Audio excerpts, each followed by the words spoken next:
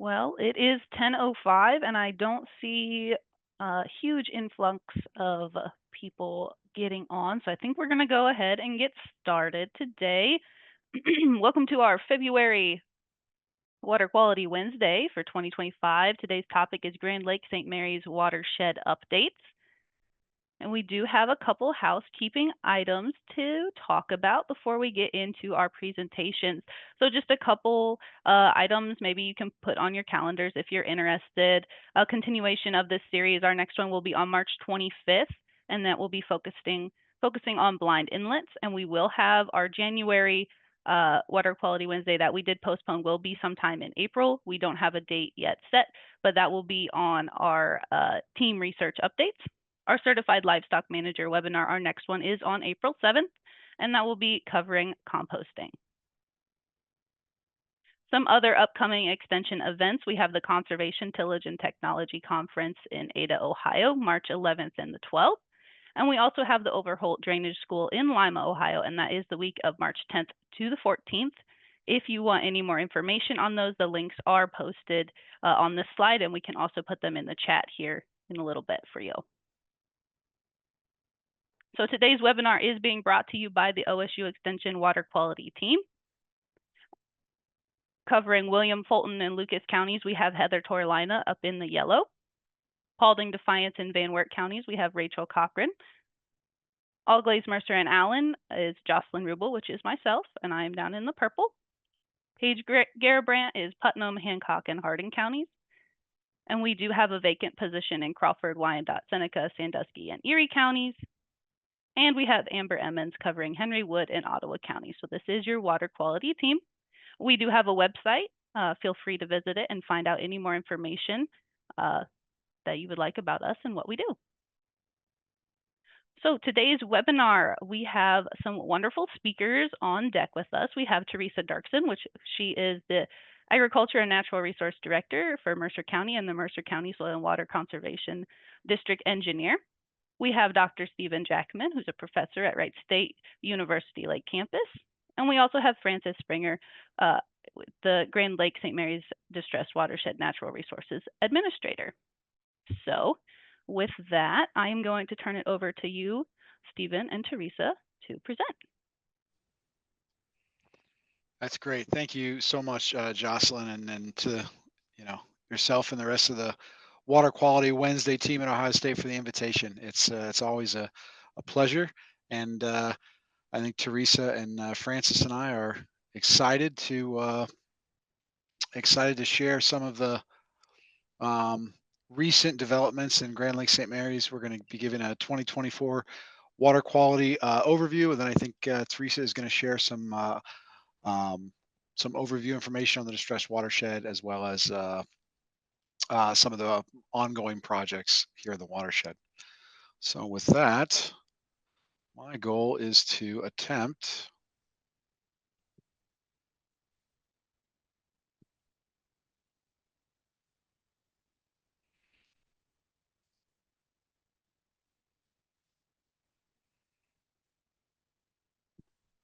how about that? Look at that. That looks great. Zero problems. All right. So as a quick overview, no doubt the majority on the call are familiar with Grand Lake St. Mary's, but for those of you that aren't, it's a small watershed, 250 square kilometers up in Northwest Ohio in Mercer and Auglaize counties. This particular watershed has tremendous agricultural, cultural, and environmental value. It's kind of centered around the large kind of titular Grand Lake St. Mary's, which itself is a couple of miles wide and 5-6 miles long. It's an incredibly large body of water in terms of surface area, but not really extensive in terms of volume. The average depth is about 1.5 meters or so. The watershed has about 6 small tributaries draining into it. This particular watershed was reshaped going back to the canal days in the 1830s. That's kind of where there's a couple of lakes in this region of Northwest Ohio, Lake Laramie, Indian Lake, and Grand Lake, that are all kind of share a similar history. In the 1830s, they were shored up and excavated to some degree and used as feeder supplies for the old canal system. As a consequence of the lake's bathymetry and the lake's volume, it being a large, shallow body of water, in conjunction with the land use patterns in the region, the lake itself has experienced high amounts of internal and external nutrient loading over the years. And those nutrient loads, those extremely high levels of non-point source nutrient rich runoff, have led to worsening water quality again over the years. Testing in the late 90s to early 2000s really brought everybody's attention to this region of the state in a very unfortunate way. That testing sort of unveiled the fact that the streams in Grand Lake St. Mary's were on the upper end nationwide of harmful nutrient concentrations, that the soils statewide were among the highest in terms of nutrient concentrations, particularly like soil test phosphorus. Moreover, these nutrients flowing into the lake itself stimulated harmful algal blooms, and those blooms were, among the most toxic also in the United States. So all these things are sort of hand in glove. Um, there's all of these things that kind of reach this tipping point in the early 2000s, where you see these tremendous upticks in algae, the nutrients, and you see these effects of declining water quality.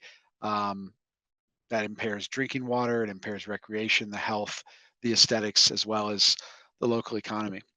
As a consequence of all of this, the watershed itself was declared distressed. We got a couple other speakers kind of lined up to share with everyone exactly what that word means, but it is a part of the Ohio Revised Code, so we'll learn more about that with between Teresa and Francis. Um, but fortunately, that's kind of where the doom and gloom stops. Is right about at that point in time.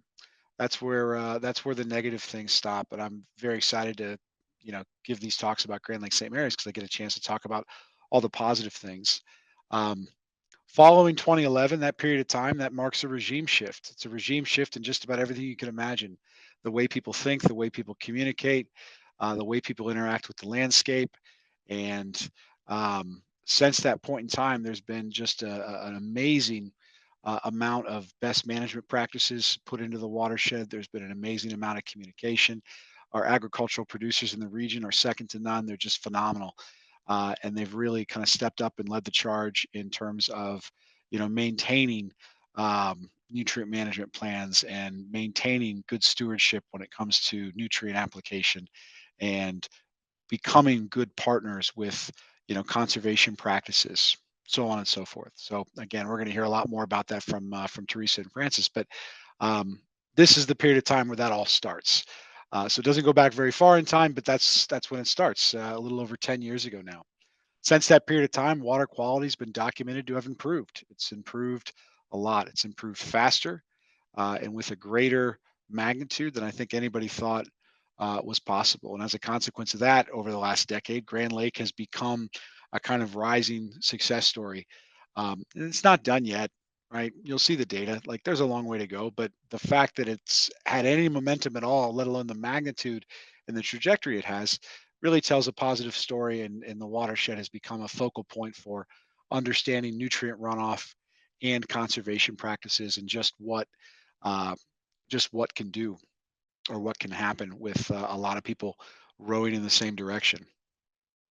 One of the things that I'm going to focus my talk on is just one of the conservation practices in the region. I'll share some data from just this past year of how effective that conservation practice has been. And then we'll kind of take a step back from looking at just one conservation practice and we'll look at long term trends across the watershed. The conservation practices I'm excited to share with you about is the idea of restoration of wetlands. The Grand Lake St. Mary's watershed at one point in time, kind of pre-colonial times, before you know we before Europeans sort of moved into the area, um, the watershed itself was estimated to be about one third, maybe a little bit more, wetland habitat. Those wetland habitats were largely lost due to land development, And by the late 90s, early aughts, the percentage of the watershed had dropped from nearly 33, 35% wetland habitat all the way down to less than 0.5%. That's about as accurate a number as we can get. It's 0.5% would be the high in terms of amount of the watershed that was actually wetland habitat at that point in time. Um, since that period of time in 2011, when we have this kind of regime shift in management style and the way we interact with our natural resources, since that period of time there's been a great effort to restore wetlands. You can see the watershed map right there. um, all the little yellow stars are sort of the flagship restorations of wetlands, but there's many more. There's too many wetland restorations to actually star out on a map like this and be able to see anything, which is a great thing to see. um, Today, if you look at the amount of wetland habitat, the number has risen from 0.5% or less all the way up to about 2 to 2.5%. This is a huge uptick in wetland habitat.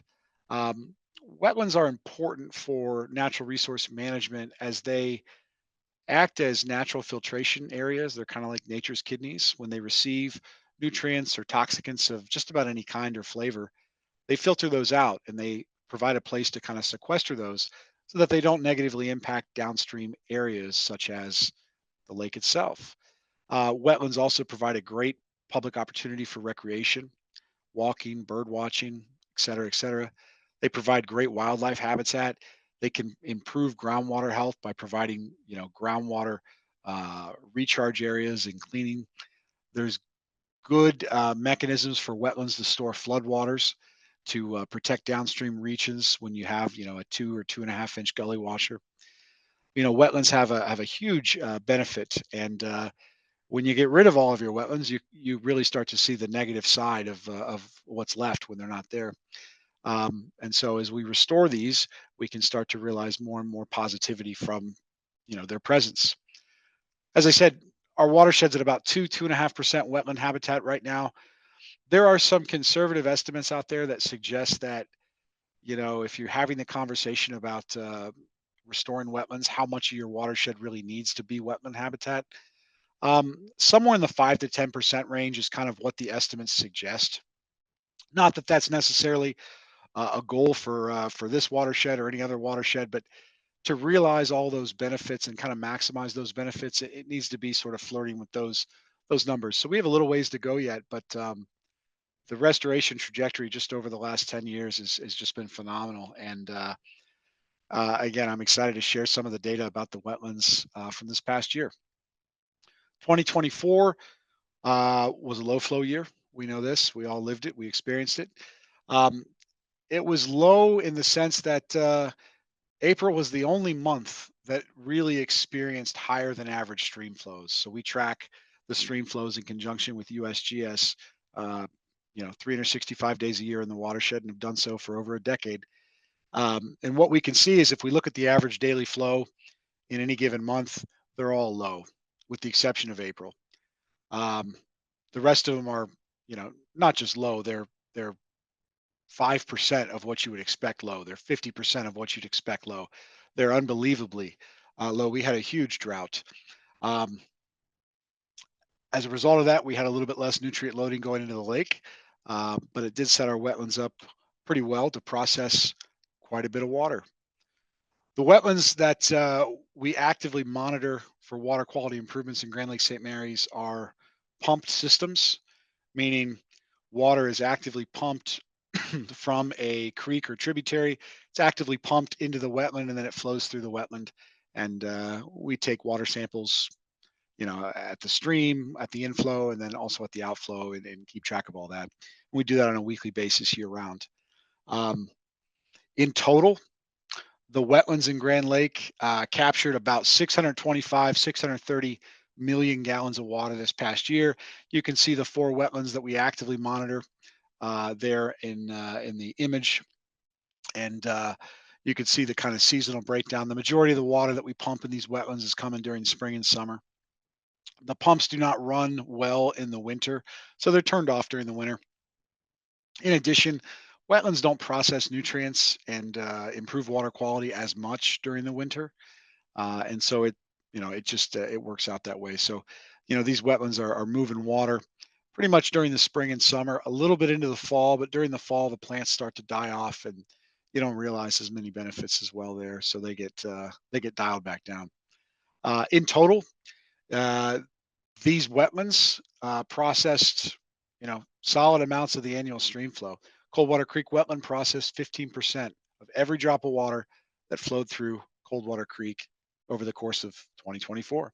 Prairie Creek, 6%. Beaver Creek, 3%. And the brand new, just launched last year wetland, Big Chickasaw Creek, processed about 2% of the annual stream flow there. Our wetlands all are designed similarly in that water is pumped into a central settling basin. It allows large particles of sediment to settle out, and then the water is increasingly polished as it moves through a series of shallow vegetated pools. And then at the outflow, the idea is you go from, you know, nutrient loaded water, cloudy water to clean water. And all of our wetlands show pretty similar results relative to nitrogen and phosphorus and sediment reduction. This gives you a sense from one of those, Coldwater Creek, sense of what the inflow versus the outflow looks like at any given time.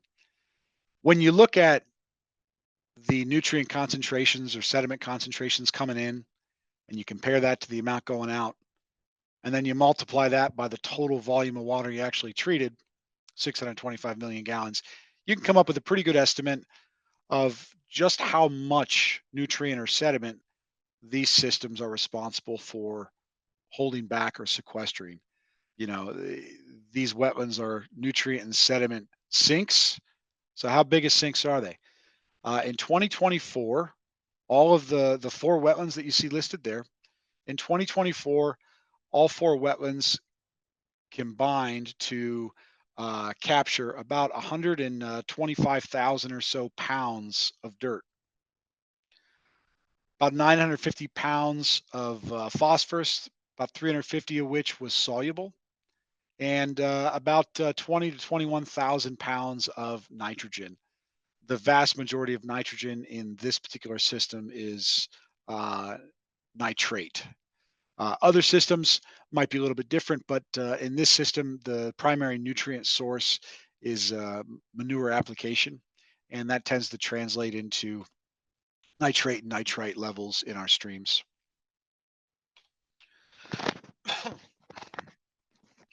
As I said, what you just saw was data from Coldwater Creek and three other ones, um, and they keep processing water. They keep doing extremely well. All these wetlands are way, way, way undersized. Coldwater Creek, the one we just saw some data from, that wetlands 25 acres or so, maybe a few more, but it's not very big. Um, when you compare that to the sub watershed area of Coldwater Creek, it ends up being about like 0.3 or 0.2% of the total watershed area. And so you've got a wetland that's undersized, 0.2, 0.3% of the total watershed area. And yet it's processing, close to 5% of the annual phosphorus load. I mean, this is 5% or more of the annual phosphorus load. So something that sits on 0.3% of the land is processing 5% of every piece of phosphorus in that stream. It's an incredible thing. And seeing successes like that at a small scale like that has really motivated a lot of folks in the watershed to uh, kind of push wetland restoration and encourage wetland restoration wherever it's appropriate, right? You don't want to force that, but certainly if it's appropriate in an area, why not? Here are the benefits that you're going to get. This is a more updated map that Teresa's put together recently that kind of shows a few more of the wetland restoration projects that have gone on around the watershed. And as I said, this watershed began its life at the end of the last ice age, and settled at about a third wetland habitat. That number dropped to less than 0.5% by the early aughts, and that number is around 2.5% currently, and rising. So this is a good thing. Wetlands aren't the only thing around the watershed that are sequestering nutrients. We got a lot of other best management practices. We got a lot of blind inlets. We've got manure storage structures. We've got manure management techniques. Um, we've got nutrient management planning. We've got you know um, saturated buffers, which we'll hear a little bit about. So we've got a lot of awesome things on the field scale in conjunction with these wetlands. And our goal in this watershed is just to continue to prioritize sustainability, continue to prioritize our agricultural economy, and at the same time continue to prioritize having that and an increasingly healthy environment. We've worked hard over the last you know too many years to count. But when you look at the long-term data, not just from wetland projects from 2024, but if you look at the long-term data that's been collected, you can start to see really positive stories. This is a snapshot of some data from the long-term Chickasaw Creek Monitoring Station. That's we work with the National Center for Water Quality Research to kind of pool this data together, and they collect that data. And when you look at stream concentration data, you don't have to be a statistician to know that things are improving. This is total phosphorus concentration data in Chickasaw Creek during high flows. So high flows are your most concerning flow events. They're the ones that contribute the highest loads. They're the ones that, again, you ought be most concerned with. Not to say that low and medium flows don't matter, but in the grand scheme of things, these are the ones that drive the water quality ship, so to speak. So if you look at concentration changes over time, average concentration at a given high flow event, um, this is what you see. You can see close to 50% decline in concentration. That translates to a 50% drop in loading, right? Because concentration and loading, those two are not independent of each other. So when you look at these concentration data, you can see, amazing things. Um, you see something similar with total nitrogen, and you see something similar with total suspended sediment, with just, sediment runoff. Um, this particular long-term observation, we published this data in the Journal of Environmental Quality in 2018. It's due for an update. Maybe we can get it back in that journal as an update to this original paper. But um, this is these are phenomenal trends. These are great trends. Really positive to see, because this means that there's fewer nutrients actually making it to the lake itself, which quite honestly really should translate to improved harmful algal bloom activity. We should see less of that. So, do we? Uh, Here's toxin data from 2024. The solid black line represents microcystin toxin, which is indicative in Grand Lake in most years, including last year. It's indicative of the biomass of the algae itself. The number of algal cells is very tightly linked in Grand Lake St. Mary's, not everywhere, but in Grand Lake, it's very tightly linked to the toxin levels. So when we look at toxin data like this, it's similar to the biomass of the alga, but regardless, the solid black line represents week to week sampling data from 2024. Week 1 is the first week of January. Week 52 is the last week in December. It's a calendar year. The dotted line represents the historical average. This data set is, nearly 15 years old at this point. And so if you average the weekly average um, between 2009 and 2023, and you compare it to 2024, this is what you get. What you're going to see is that we are below the state of Ohio as well as the federal EPA's advisory for a good chunk of the year. When we're above that, we are not, or very rarely were we above the World Health Organization's advisory. Comparing these overall seasonally to the historical values, you can see, we're half, if not three-quarters of what you'd expect to see for the total microcystin toxins. It's just, there's a nice story that is continuing to unfold, and I for one am extremely proud to be one of the people that gets to talk to you all about it, and hopefully be a part of continuing to move forward with it. So I appreciate everybody's time. I'll turn this over to Theresa, who's going to talk a little bit about some of the specifics. that underpin these great nutrient improvements, and then maybe we'll do a big question session at the end. So thank you much. Thanks, Stephen. Can everybody hear me? I'm assuming you can. Yep, you sound good. Okay. All right. So I'm going to talk a little bit about, to start with, what was done as part of the distressed watershed designation in the ag world, because it's kind of centered around agriculture, that distressed watershed designation. And then I'm going to talk a little bit about the Lake Restoration Commission's role and a lot of those projects that Stephen just discussed and how that got started, and those other ways that we're trying to improve water quality in Grand Lake St. Mary's. So the big things with the distressed watershed designation was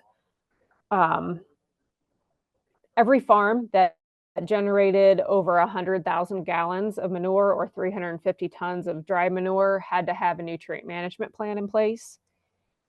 They also had to have 120 days of manure storage because there was effectively a ban on manure application between December 15th and March 1st of each year. So the local soil and water office here in Mercer and in Auglaize County really kind of spearheaded that effort in moving those nutrient management plans forward and helping the producers install best management practices that would assist in that overall effort. So NRCS put a lot of funding through the EQIP program into Grand Lake St. Mary's watershed to the tune of about $12 million between the time frame of about 2011 to 2016 to get all of those producers the manure storage they needed, any resource concerns on the farm addressed, and also keeping the clean water clean and managing a minimal amount of manure. And then, looking at where that manure was going through the nutrient management plans and providing that education to the producers on the value of manure and what the crop is using. And it was very successful. So Mercer SWCD kind of leads that charge of keeping these plans updated and working with the farmers and keeping them in compliance with the distressed watershed rules. We did have a recent change to the rules where previously the livestock operations were required to update those plans every 3 years. They kind of backed off on that and now only have to do an update every 5 years. But they still need to do their soil testing every 3 years, manure testing every year, and then the soil and water is going out every 3 years to make sure the records are being maintained and there's no resource concerns on the farm. These pictures are just some examples of what the soil and water staff is looking at when they enter the farm, and they do a great documentation of the facility to determine, where everything's at and see how that changes over time.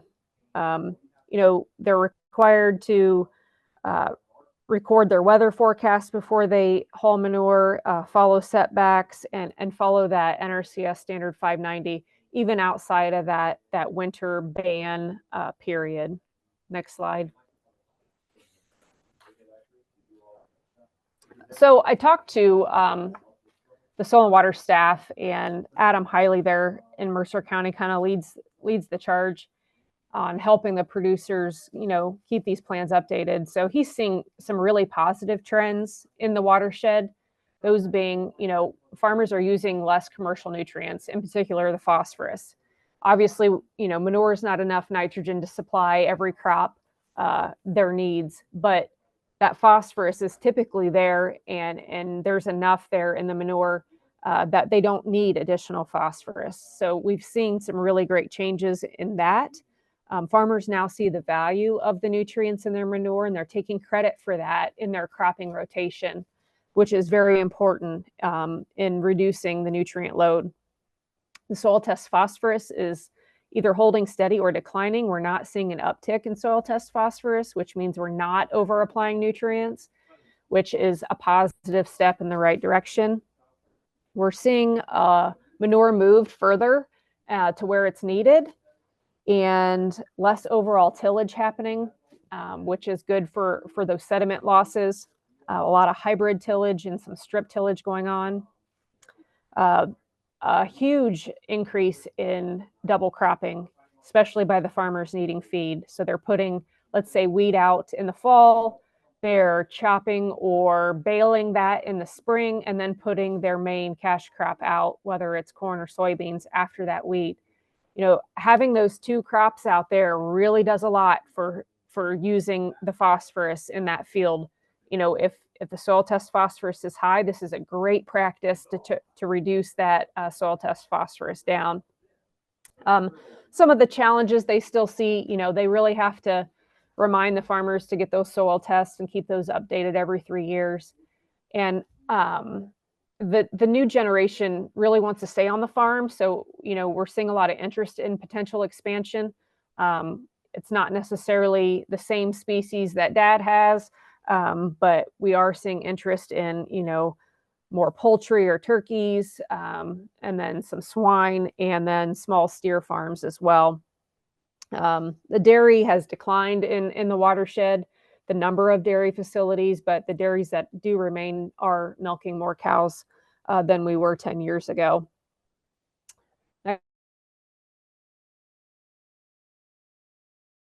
Sorry, I got lost there for a second. One other practice that I was involved in specifically, we did receive a 319 grant to install a saturated buffer. This sits along Beaver Creek, which is a main tributary to Grand Lake St. Mary's. We received 319 funding to install the practice, and then actually we worked with Wright State and Stevens' team to monitor this practice in 2021 and 2022. We've published research on this in the Journal of Soil and Water Conservation. It's a really cool practice because not only is it taking out nutrients, but it's holding water back in the field and slowing the water down, which is going to remove nutrients. The practice is simply a control structure where we reroute the tile water into that control structure, and then we distribute the water across the buffer area next to the stream. So we're trapping those nutrients essentially within the buffer. Will that build up over time? It's certainly a possibility. We may need to do some harvesting of the grass, but the research from the first 2 years shows really great nutrient reductions compared to free-flowing drainage. And we didn't see any water really backing up in the field or causing issues in the cropland. So I would encourage you to check out the journal article listed here to get more information on this practice. We do have another one in Mercer County. It's up north, not in Grand Lake. That one was published in the Pure J journal in 2020. Next slide. So now I want to switch gears to the other lake restoration efforts. Stephen talked in detail about wetlands. I wanted to kind of just give you a picture of how these work. I also facilitate the Lake Restoration Commission here. I have for the last 5 or so years. And this is a huge focus for us. And this is the Coldwater Creek treatment train. And you can kind of see where water's pumped in, flows through those series of shallow wetland pools, and then outflows back into Grand Lake via Grassy Creek, which is another tributary to Grand Lake. A big piece of this was littoral wetlands, in-lake wetlands. On Coldwater Creek, it's 250 acres that was used to create a wetland within the lake bed itself. It was also served as an area to place natural material, dredge material from the lake. So it had 2 purposes, and the long-term purpose is for it to treat almost all the flow coming through Coldwater Creek as we move through time naturally via gravity flow, where we're not having to pump. Obviously, the pumps have limitations. We can pump up to about 5 million gallons per day during the height of the summer and treat that flow through the constructed wetlands. Next slide. I also wanted to highlight our very first H2 Ohio wetland project in Grand Lake St. Mary's. This is a phenomenal site. It has the ability to gravity flow water into the site during high flows, but we also have a pump there to supplement during the drier months of the year where we can pump water into the wetland and keep it functioning. It sits on about 90 acres along Burntwood Creek, where Burntwood and Coldwater Creek come together. It's a beautiful site. I want to encourage anybody to check out our wetlands. They are open to the public. This one has a 1 mile walking path, an observation tower, an observation deck, interpretive signage. It's a fantastic site to take a look at, and I encourage everybody to do that. This one is monitored by the Learn Network and as part of the H2 Ohio program, and is showing great reductions as well. And we hope to have more projects like this in the future. Next slide. This is another big H2 Ohio project. This was our second one here in Grand Lake St. Mary's. We got $1.7 million to do this project in several different phases at the Mercer Wildlife Area. This area was purchased by the state of Ohio way back in the 1960s, and it is a wildlife sanctuary. It is not open to the public other than up front for bird watching. But we've added 40 acres of wetlands to this 300-acre site. I would say over half of that 300 acres is covered in wetlands now. It's home to a multitude of birds and different habitats. We've got a green tree marsh. We've got shallow wetlands, deeper wetlands. We are putting out food plots that are subsurface irrigated. It's treating water from the lake via a pump and overland flow. We were so efficient with this project, our $1.7 million went further, and we were able to install another 10 acres over, I believe, 3 other locations over the last year. And we're going to be doing another project to round out that $1.7 million here in 2025 for another 5 acres of wetlands. Next slide. This is another really cool project that we just wrapped up in 2024. This is a stream restoration and wetland project on Little Chickasaw Creek. And then the other part of this is Big Chickasaw Creek that Stephen had mentioned. This is about 4,000 lineal feet of stream restoration and 15 acres of wetlands, treating water from Big and Little Chickasaw Creeks. The LRC's goal was to have a treatment system on every major tributary to Grand Lake St. Mary's. There's about 7. I'm happy to report that we're hoping to be completing a project on Barnes Creek in Auglaize County in 2026, probably, as we get through the process of getting that project and funding established. Like I said, all these projects, other than the Mercer Wildlife Area, are open to the public for walking and bird watching, and we encourage the public to utilize those sites. Not only are they great for tourism, but they're improving water quality in Grand Lake St. Mary's. Next slide. The last thing I wanted to talk about was dredging. Dredging is huge for Grand Lake St. Mary's. We estimate that about 120,000 cubic yards of sediment-laden material are coming into Grand Lake every year. And of course, there's nutrients attached to that sediment.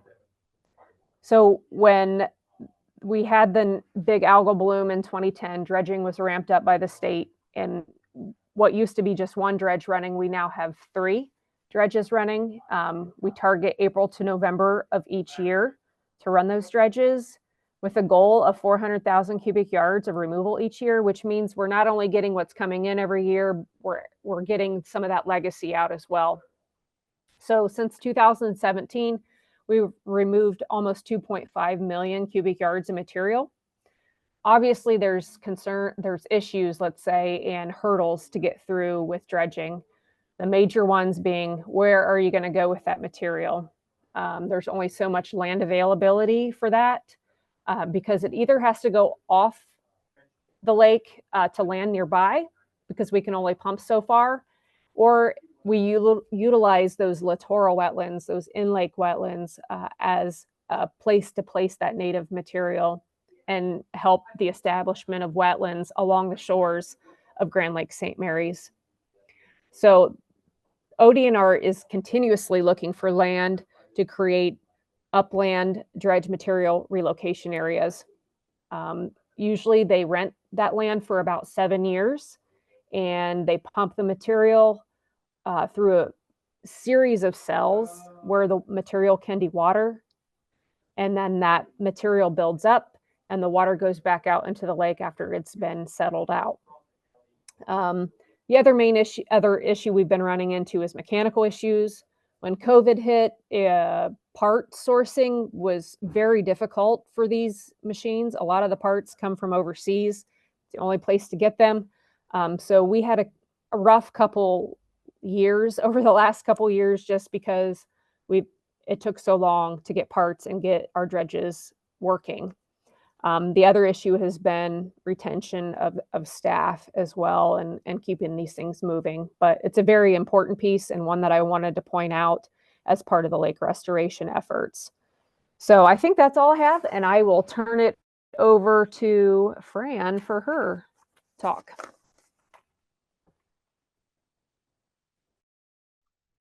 Thank you both. Fran, I'm going to share your presentation here.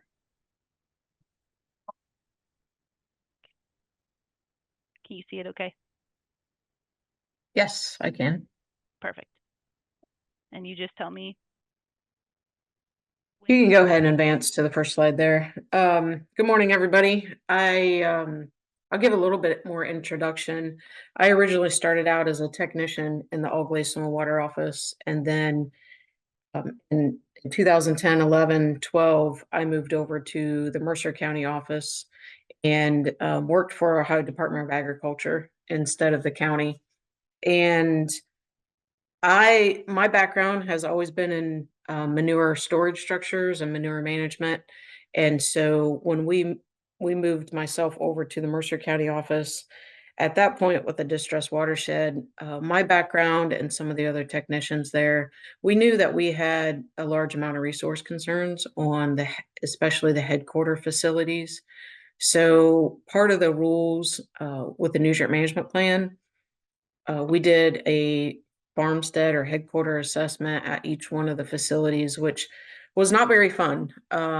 We got into some very difficult conversations, and when we look back at how aggressive we were, I think it's been a good thing, and we've built some good relationships along the way. But the one thing we recognized at the front of this was we realized it was going to take a team approach, and not one practice or one thing was going to fix our nutrient issues. So at that time is when we started kind of branching out after a couple years into it. And Theresa has a background as far as a technician also, and she's since moved over on the more on the wetland side, the restoration side of it. And then some of the other technicians that we hired on the onset of this have trained up and to take some of our positions as we're doing different things as far as nutrient management for the All-Glaze and Mercer areas now. But you can advance to the next slide, please. For those of you that do not know exactly what a soil and water conservation district is, we have 88 soil and water conservation districts in Ohio. There's one in each county. And then we have a state soil and water staff that helps oversee and has multiple counties that they provide assistance with. And so at the start of this, most of us were the local soil and water. I am now a state of Ohio soil and water employee, but the local offices there primarily do conservation assistance at the field level. They're more boots on the ground to improve water quality efforts. What that means is we're doing everything from grass waterways, from erosion control type practices to nutrient management, where we're trying to change practices to maximize the ability to pull nutrients out of the ground. We also do a large amount of structural design. We have engineers on staff, and we do design work for new structures and management. So we try to utilize all the tools in the toolbox to get conservation on the ground. The districts partner with livestock producers, landowners, different agencies, businesses, contractors, and we try to be in the ready and prepared phase where we are providing information, to such like communication with contractors of when their availability is going to be to get some of these programs implemented at the field level, on the ground, get landowners encouraged and excited about participating in new programs, when funding opportunities, and we do a lot of get things ready so funding comes down the road, we're ready to jump on the funding. And I think that's part of the reason we've had some aggressive staff members and local soil and water district board members, and we've really wanted to improve the area. So we try to do a lot of legwork before the programs even come ready, available with the dollars. One example is cover crops was not used a whole lot at the beginning of the watershed. That is a regular practice, and it's a well-adopted practice for many reasons, but those are one of the things. You can advance, please. Theresa kind of covered it. Any operations receiving 350 tons or 100,000 gallons of manure annually. To put that in perspective, we're probably looking at between 40 and 60 steers on the solid manure size would get you above the 350 tons. Pretty much any operation, if you have a dairy operation, swine operation, most of those are producing over the 100,000 gallons of manure annually. Everybody has to develop a nutrient management plan and be approved. There have been some options on developing those nutrient management plans. Right now, I believe 100% of the farmers are asking the Soil and Water Office to do those nutrient management plans. They can hire a private consultant to develop those plans if they like. Most of them have been happy with the ability to work with the staff locally, so they have opted to do that route. The plans used to have to be updated every 3 years. They are every 5 years now. And with that, we've decided to continue our site visits every 3 years just to make sure that nothing significant at the field level has changed. The nutrient recommendations typically do not change really much in a nutrient management plan from 3 to 5. Usually the concerns are new building structures, addition of animals, those type of things. So if a facility makes major changes within that 5 years, we'll go ahead and update a plan for them. Soil tests are every 3 years. Annual manure analysis from every manure storage structure is required. And the plan must show proper utilization of all phosphorus and nitrogen from both commercial fertilizer and manure. And we do ask for records when we go to update our nutrient management plans for the next round. You can advance that slide, please. No manure application. This was a huge one. This was not anything that was implemented anywhere else in the state of Ohio. When we asked farmers to not apply manure between December 15th and March 1st, that was a major big request because a significant amount of our manure was going out in the wintertime. For several reasons. Compaction was one of them, that you do not get compaction in the wintertime, and availability and pretty much lack of manure storage. So to get in compliance with the 120 days, which is what December through March is, a lot of manure storage structures had to be installed. There is not a single farm in the watershed that did not have to do at least one, if not multiple things to come into compliance. Most of them did probably 5 to 20 things to come into compliance with the rules. No manure application on frozen snow covered ground. That includes outside of the band dates. So if it becomes frozen snow covered at Thanksgiving and that continues through the end of April, then there is no manure applications allowed on those conditions. So those rules are a little bit different than the Western Lake Erie Basin watershed. Again, go back to the weather forecast. More than 50% chance of a ½ inch or more.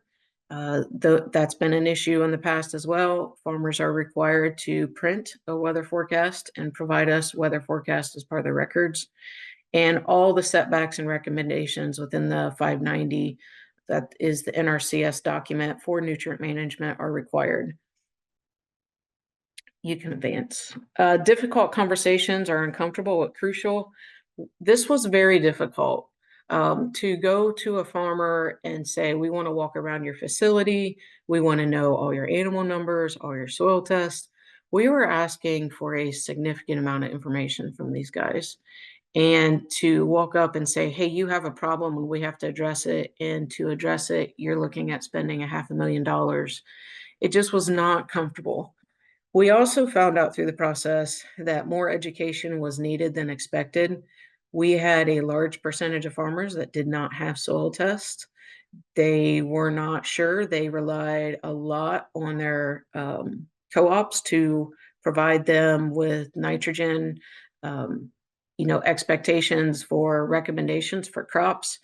A lot of those recommendations were not accounting for manure that was being applied on the field. So we did have a fair amount of over nutrient application. We received a lot of garbage in and we got a lot of garbage out. So we had people that did not know what their manure storage equipment held or what even application they were applying. So we had a huge learning curve. We also didn't know what nutrients we were removing with the crops that we were taking off. So we recognized upfront real early that we were going to have to do a lot of stakeholder education to understand the realities of nutrient storage and management. And that is still an ongoing thing. We had a lot of frustrated people in the watershed as soon as we started seeing advisories come out, or, the lake is green and we can't swim on it.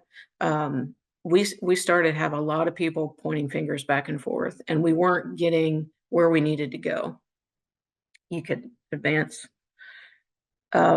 So we knew one of the big things to start off with, and the most uncomfortable, was to address the resource concerns of the farm. And we had a lot of them. As Theresa shared with the different storages that were installed, a lot of these facilities that we were dealing with were built anywhere from 50 to 100 years ago. And when those facilities were built, they were not designed to handle the volume of manure or animals being housed in them. We've had facilities that were added onto and expanded over time. And so we had a lot of poor planned facilities as far as being able to capture the nutrient runoff. These are some pictures of some silage leachate. Silage leachate was something that when I started as a technician, we did not have on our radar. The reason it's become higher on our radar and is actually our number one issue on farms right now statewide is because most facilities were using upright silos where that leachate was contained to a small area. Now, because of the number on the facilities, some issues in safety with the silos, a lot of people have gone away from using the upright silos and went to more pads that lay on the ground, which are more surface area. A lot of those pads and bag areas are now concrete has been installed, or a more of a heavy use area has been installed. So now we have more runoff, which is pushing this silage leachate further. So lot runoff, and the bottom left picture, you can see where we installed a tank on the back side of that lot, where that lot runoff water used to run out into the crop field, which is in the top left picture. That would just go out in the field. Well, there is field tile out there. We do have a lot of systematically ditched fields. And so a lot of that leachate and lot runoff was getting into those field tiles. You can advance to the next slide. One of the big challenges with these older facilities was deciding, can we retrofit it to do what we need to do on the nutrient collection side, or do we need to have to build something new? What options do we have? So on the left is a picture of an older facility. This is a facility we don't have a whole lot of choices on. We can install a liquid collection system on the back of that would be separate, like a holding pond. But in order for us to put gutters or roof that existing area was going to be very difficult to manage that clean water coming off the roof. So a lot of the facilities were either abandoned or the management was changed where those animals were either put into a barn, the lots were abandoned, or some other structural practice was done at that facility, such as a holding pond. The picture on the right is an old barn that they decided was still worthy of utilizing for production moving forward. There, the feed bunk there, you can see the old roof over the old feed bunk. Before, that was the only area that had roof. The rest of that lot was uncontained and runoff. So this farmer chose to install a roof over that existing concrete lot, thereby reducing the lot runoff and diverting the clean water away from it. You can advance. Here's an example of a farmer that did something on a zone, did not seek any cost share dollars. We had a lot of cost share dollars available, but we also had a fair amount of farmers that were not interested in taking that money. They wanted to fix these problems on their own, and we worked with everybody that was willing to do that, to invest their own. This one was one of those cases. We had an old barn that it just was not sized for the number of animals.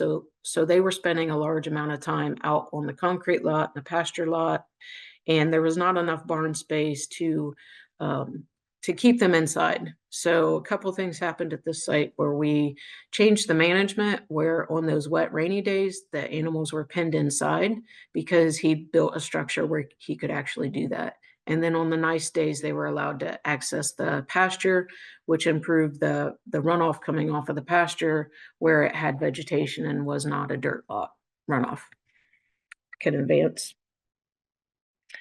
Here's some examples of some of the manure storage structures. The pictures on the left are roof dry manure storage structure. This was pretty standard for anybody that has pen pack steer manure or any dry manure on the facility.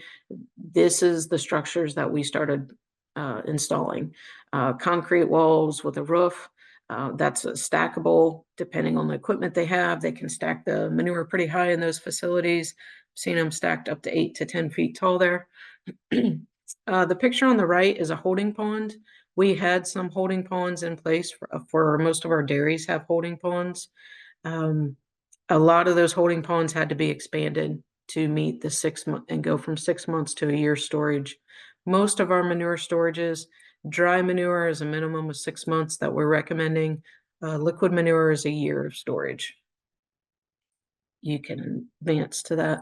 Next slide. These were real cost to the farmers. These were not cheap investments to come into compliance. So there was a lot of decision making, a lot of generational decision making where we had, some older folks that were involved, that would be like the grandparents, that had to make some decisions on who was going to do the investment in these facilities. So we had a lot of social changes as well, as far as a lot of farms exchanged hands and transferred to the next generation because the older generation just didn't want to install these real costs. And so when we start looking at these are cost share estimates, so we would estimate what was proposed. There was a cost share amount payable, and then the landowner would have to pick up the remaining tab. So these estimate payments are probably somewhere between 60 and 75% of the actual true cost estimate to install these practices. Can go to the next slide. A nutrient management plan. It's a full encompassing where we come out and we walk the facility. We identify any resource concerns, any uncontained runoff has to be contained or managed or treated. So we develop a plan that includes an aerial map laying out the different storage areas, different housing areas at the facility. And then on the left is a general description about how many acres they're planting, the different crops, what their rotation is going to be, how many animals they have at the facility, what their manure storage is. So it's an in-depth review of each facility. Within that nutrient management plan, there are some setbacks. So on the left is outlining the setbacks based on how they're applying the manure and what the regulations are for the setbacks. Most setbacks are anywhere between 35 and 100 feet, depending on how the manure is being applied. If it's being injected, some of those setbacks go down to 0. And on the right is a soils map. We do pay attention to the different types of soils because there are a large variety of soils in Mercer County, and the manure acts differently within those soil types. You can advance. The nutrient management plans account for the storages of manure storage, how many days of storage is going to be available, how much of that manure is collected, the number of animals that they have, the average weights, and then at the end of the plan is a projected P and K. So it's going to project out what the phosphorus levels are going to be if the plan is followed accordingly. And it takes into account their actual crop yields and their actual removal rates. So this will show us a trend on if this farmer is short on acres, we're going to see those phosphorus levels start to increase or maintain. If they have plenty of acres, we will start to see a decrease in those levels. Could advance that. One of the things that we had a lot of frustrations between the farm community and the non-farm community. So we decided, we talked to both sides, and the lake community decided to take their boats and take the farmers and put them on boats and take them around and give them a view of what was happening on the lake. That included some of the littoral wetlands that we were looking at, the dredges, just the pure water quality, the intake, the dam where the water flows out of the Grand Lake. And we wanted to open up those conversations. It was amazing the high percentage of farmers that grew up on the lake had never been on the lake. So we were talking guys that are in their 50s to 80 years old, had lived around Grand Lake their whole life and had never been on the water. So we talked the lake folks into that. And these are some pictures of some of the tours where we showed where the runoff from their farms is going and the impact that it was having downstream. You could go to the next slide. And then vice versa. We took the non-farm community and we went to places like the water treatment plant. We did some infield, what cover crops were. We did some farm tours, and we also did a lot of infield education on the farmers on what cover crops were and the differences of applications on cover versus non-cover fields, the chances of runoff, the importance of incorporation, and application rates. So we took the non-farm community out to the farms to see what the farmers do at their facilities. You could go to the next slide. Here are some of those pictures. We have done some manure demonstrations to show what to expect on a manure application, what's acceptable, what's not acceptable for manure application. We asked farmers to go outside of their comfort zone and be put on camera and do some interviews.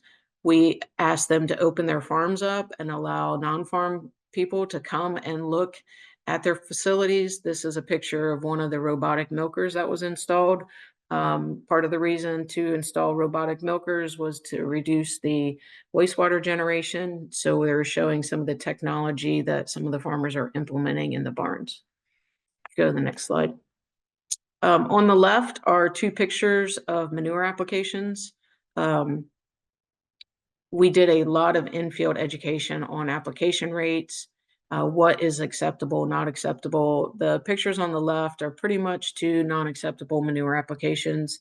The bottom left is a lot of manure being applied, different rates, multiple applications over time to the same area, which was a clear over-application of manure, frozen snow, cover ground conditions without a growing crop.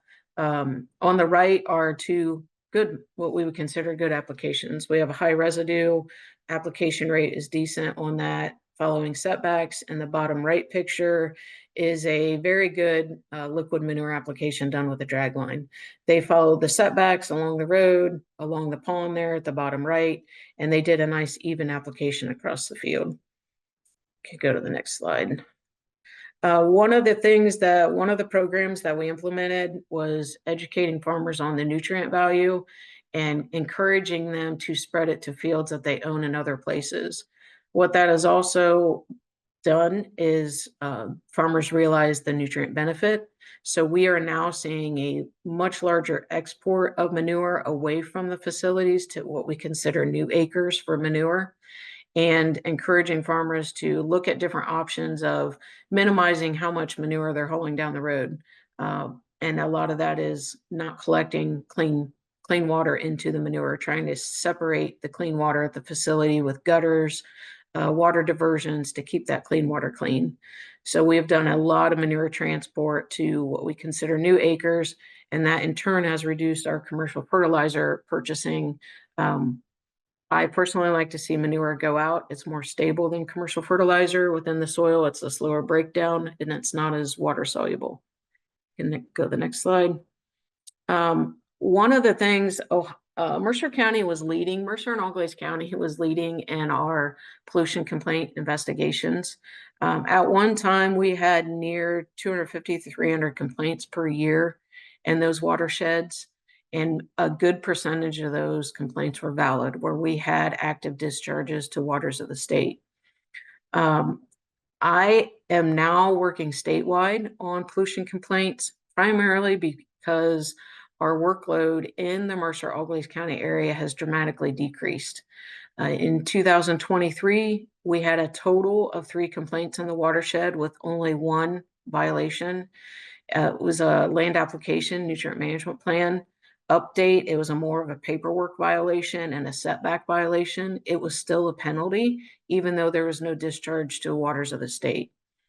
And then in 2024, we had 1 complaint. It was a facility-related discharge due to an electrical issue.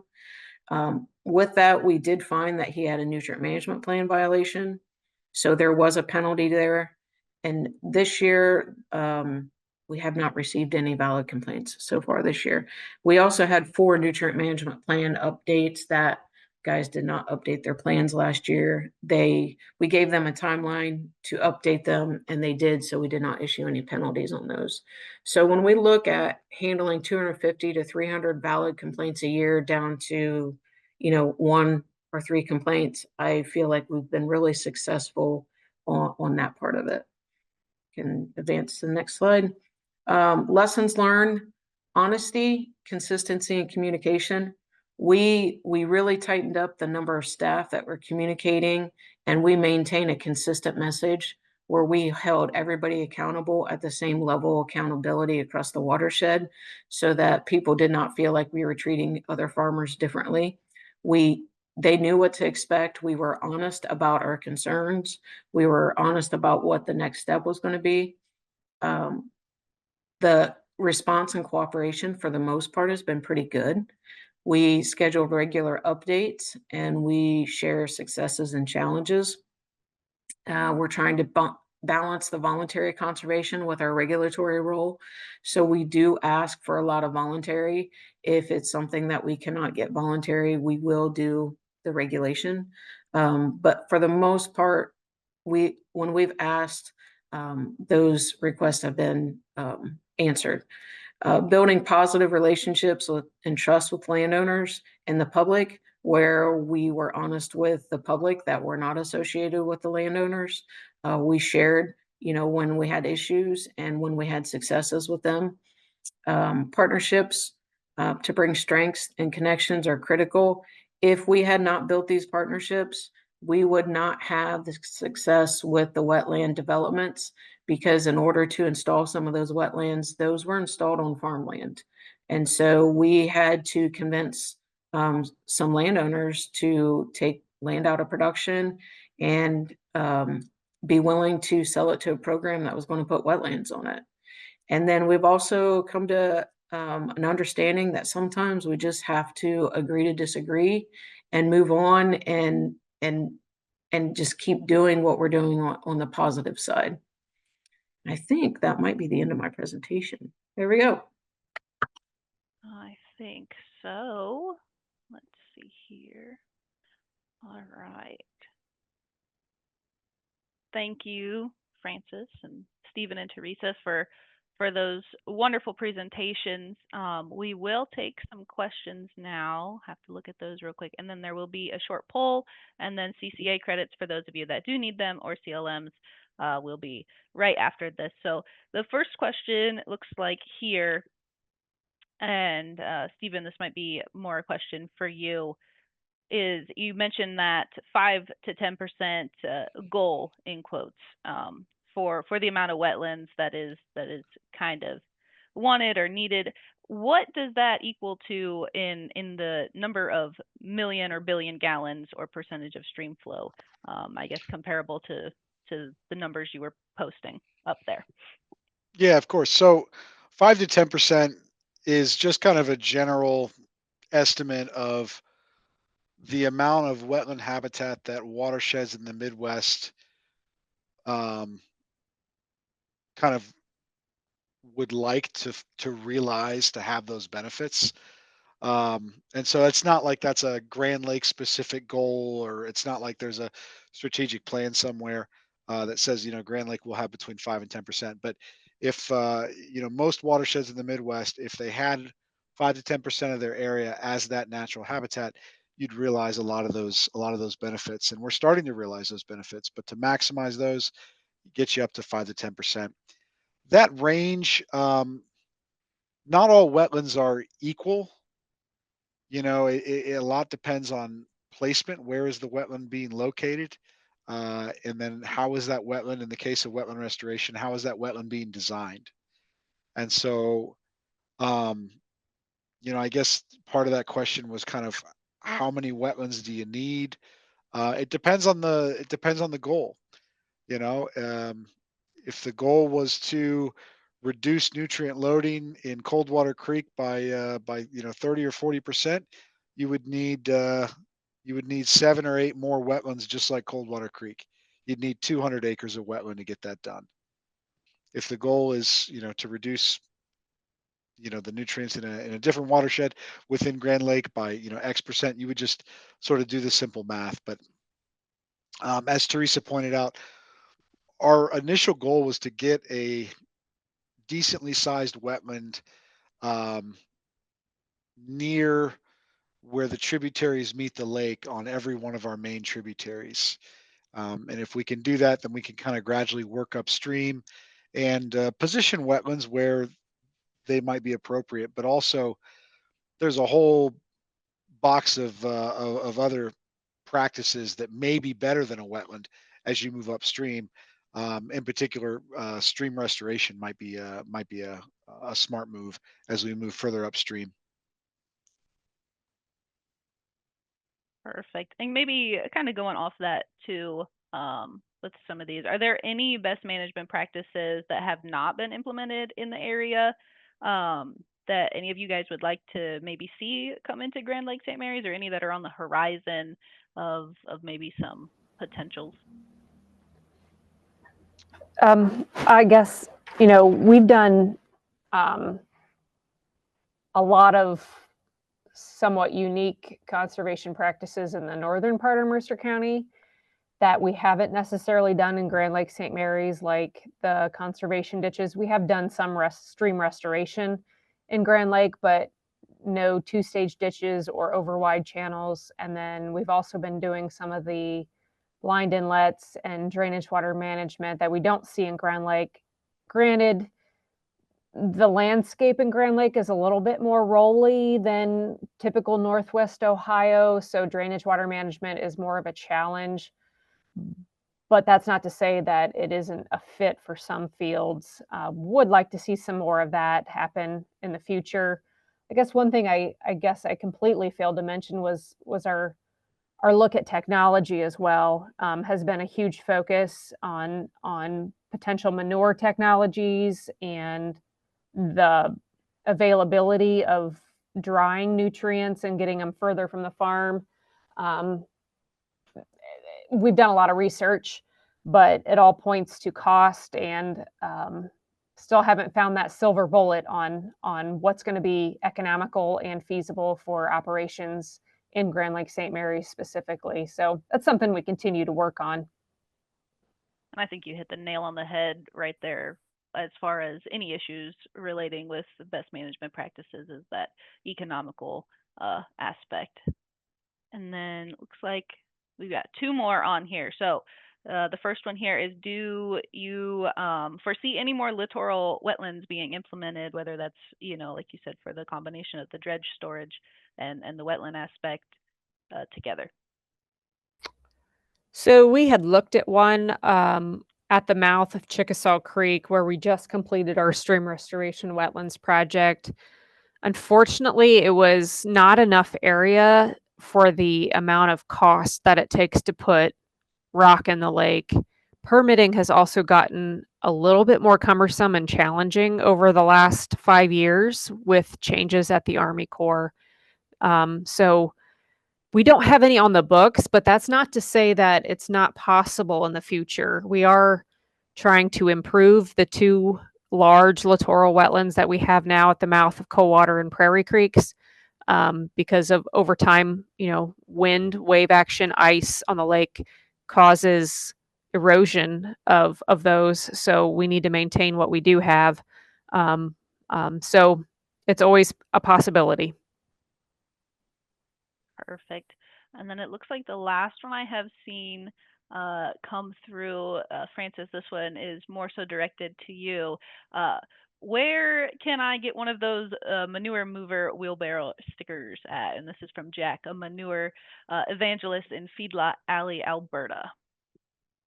That's a great So, question. I got that picture. I shouldn't tell you guys this about 10 to 15 years ago at a training in Miami County. I thought it was the coolest thing ever, so that's why I stood there and took a picture. But it's actually a metal sign. That was at a horse facility that we were doing a manure training at. But one thing that I would like to say on the technology side that I would like to see adopted in the future, and it's still on the development page.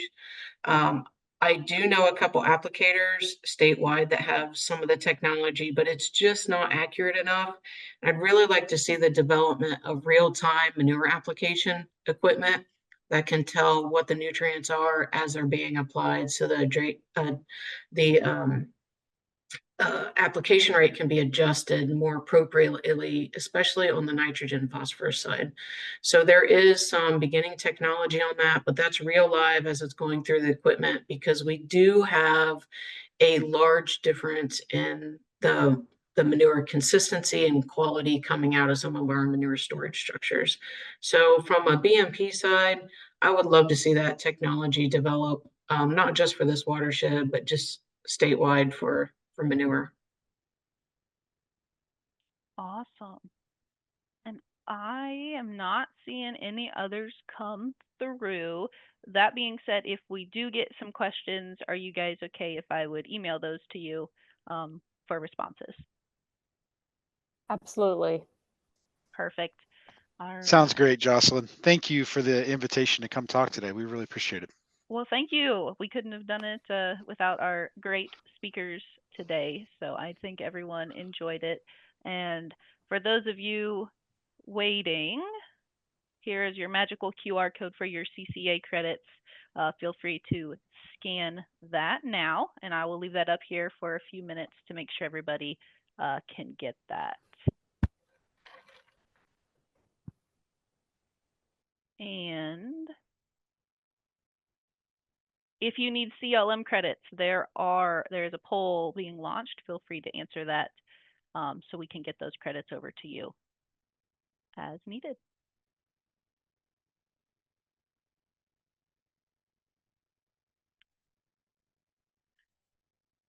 And once all of that is done, I just want to say thank you all for joining us. Please feel free to join us again on Wednesday, March 26th from 10 to 11:30 to cover blind inlets. There will be a post-webinar survey after you close out of this Zoom, so please feel free to fill that out if you would like to. We appreciate it. Thanks, everyone.